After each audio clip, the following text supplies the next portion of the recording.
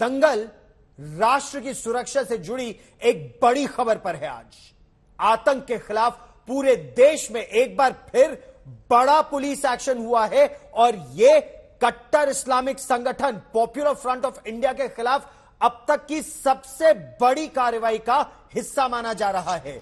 170 से ज्यादा popular front of India से जुड़े लोगों को, चाहे उसमें वो पदाधिकारी हो, उसके कार्यकर्ता हो, समर्थक हो, उसके साथ जुड़े लोग हो, उन्हें हिरासत में लिया गया है।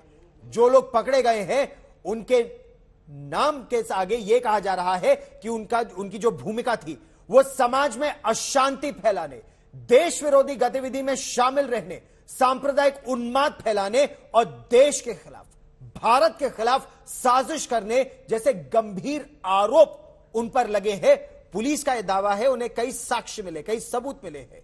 इससे पहले भी आपको याद होगा कि 22 सितंबर को पूरे भारत के 15 राज्यों में 93 अलग ठिकानों पर दबिश डाली गई थी, रेड हुई थी और उसमें जो लोग पकड़े गए थे उनसे लगातार पिछले एक हफ्ते में यानी 22 तारीख से 27 तारीख तक लगातार उनसे पूछताछ चल रही थी और उस पूछताछ के आधार पर यह नई रेड, वो रेड एनआईए और एनफोर्समेंट डायरेक्टरेट की थी। यह जो अभी रेड हो रही है, यह अलग अलग राज्यों को जानकारी दी गई है और राज्य की पुलिस उस पर यह कार्रवाई कर रही है और यह बेहद अहम है क्योंकि 22 सितंबर को पकड़े गए आरोपियों से पूछताछ के बाद बेहद खतरनाक खुलासे हुए हैं।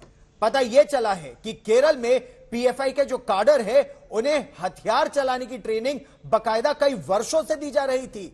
भारत को इस्लामिक राष्ट्र बनाने के लिए एक सीक्रेट रोड मैप तैयार किया गया था और उस पर कार्रवाई चल रही थी। पकड़े गए आरोपियों के पास से इस्लामिक स्टेट यानी दाइश जैसे खतरनाक आतंकी संगठनों के न केवल दस्तावेज बल्कि साहित्य और वीडियो भी मिले हैं।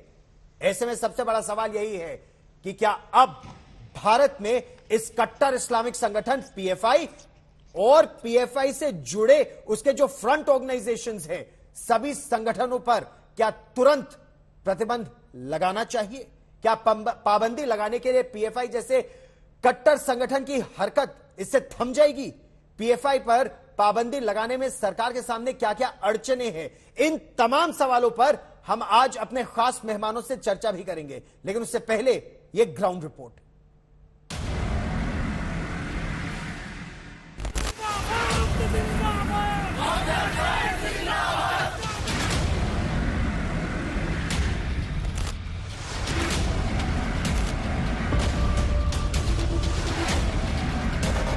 कट्टरपंथी इस्लामिक संगठन पॉपुलर फ्रंट ऑफ इंडिया पर इस बार स्टेट पुलिस के एक्शन की सर्जिकल स्ट्राइक हुई। असम, उत्तर प्रदेश, दिल्ली, मध्य प्रदेश, महाराष्ट्र, गुजरात और कर्नाटक से लेकर केरल तक स्टेट पुलिस, एटीएस और स्पेशल सेल ने छापेमारी की। और इस बार की छापेमारी में कहीं टीचर पकड़े गए, कहीं इमाम पकड़े गए, कहीं पार्षद, कहीं वकील, कहीं महिलाएं, कहीं पीएफआई के पदाधिकारी तो कहीं पीएफआई के दूसरे संगठनों के पदाधिकारी। सुबह 11 बजे से 8 राज्यों में पुलिस ने 170 से अधिक आरोपियों को पकड़ा। जो सरकार के पास पिछले 2-3-5 सालों से लगातार इसकी तफ्तीश चल रही है, उसमें जिस प्रकार के एविडेंस आए उन एविडेंस के आधार पर यह कार्रवाई चल रही है। ये सारा जिस प्रकार का उनका काम था, समाज में दरार तैयार करके और हमारे देश को खोखला करने का काम ये लोग बहुत सिस्टमैटिक तरीके से कर रहे थे, इसलिए ये कार्रवाई आवश्यक थी। दिल्ली में तो शाहीन बाग से लेकर जामिया नगर तक दिल्ली पुलिस स्पेशल सेल ने 30 लोगों को हिरासत में लिया और अशांति फैलने की आशंका में पूरे इलाके में धारा 144 लगा दी गई। जामिया नगर और शाहीन बाग के इलाकों में पैरामिलिट्री फोर्स और दिल्ली पुलिस के जवानों ने बाकायदा पेट्रोलिंग मार्च निकाला। दिल्ली पुलिस ने जामिया नगर इलाके में 19 सितंबर से 17 नवंबर तक 144 धारा लगा दी है। दिल्ली पुलिस को अंदेशा है कि प्रदर्शन की आड़ में बड़ी साजिश हो सकती है। पीएफआई और उससे जुड़े संगठनों के पदाधिकारियों की धरपकड़ के बाद कर्नाटक में रामनगर से लेकर बीदर तक पुलिस थानों को घेरकर नारेबाजी शुरू हो गई। कर्नाटक पुलिस ने बताया कि अब उपद्रव करने वालों को ऐसे ही नहीं छोड़ा जाएगा। ये लोग जो हैं बहुत सारे जो समाज विरोधी कहा जाए या ये जो है यहाँ पे समाज में अशांति फैलाने का इन्होंने पीछे भी प्रयास किया है और अभी भी इस तरह की जो प्रक्रिया है उस तरह की घटनाएं हैं उसमें ये संलिप्त रहे हैं। उस आधार पर उसका संज्ञान लेते हुए हमने जो है इनको अभी प्रिवेंटिव कस्टडी में लेने के लिए तालुका एग्जीक्यूटिव मजिस्ट्रेट साहब ने उनको प्रोड्यूस किया है। खास बात यह है कि 27 सितंबर की कार्रवाई में पुलिस ने पीएफआई के अलावा उससे जुड़े अलग अलग संगठनों के पदाधिकारियों को पकड़ा है, क्योंकि 23 सितंबर की कार्रवाई के बाद उन्हीं की अगुवाई में केरल में हिंसा से लेकर सोशल मीडिया पर आरोपियों के खिलाफ हस्ताक्षर अभियान चलाने तक की कोशिश की जा रही है। पॉपुलर फ्रंट ऑफ इंडिया के खिलाफ 23 सितंबर के बाद ये दूसरी बड़ी कार्रवाई है। इससे पहले नेशनल इन्वेस्टिगेशन एजेंसी ने देश के 15 राज्यों में 93 ठिकानों पर छापेमारी की थी और उसमें मिले सबूतों और दस्तावेजों के आधार पर अब राज्यों में क्रैकडाउन हुआ है, क्योंकि ये सबूत बेहद खतरनाक थे।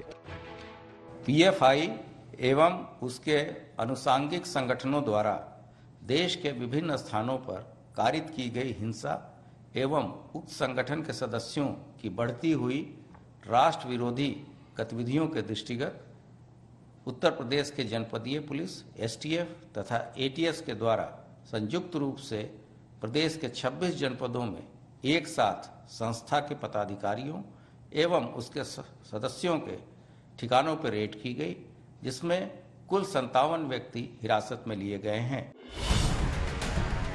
उत्तर प्रदेश के मेरठ में पकड़े गए पीएफआई के 4 कैडर से पूछताछ में पता चला था कि 2047 तक भारत में शरिया कानून लागू करने के मिशन पर काम कर रहे हैं। इसके लिए केरल के मंजीरी ट्रेनिंग कैंप में हथियार चलाने की ट्रेनिंग भी हुई है। एसडीपीआई के पश्चिमी यूपी के जनरल सेक्रेटरी रह चुके आरोपी के पास से जो पेनड्राइव मिला है उसमें आईएसआईएस और कश्मीरी मुजाहिदों के वीडियो मिले हैं। इसके अलावा 7 भड़काऊ दस्तावेज, 11 भड़काऊ वीडियो, 179 तस्वीरों के अलावा द शॉक ऑफ डेमोक्रेसी और the blood of a disbeliever is equal to blood of a dog जैसे आईएसआईएस के साहित्य भी मिले हैं।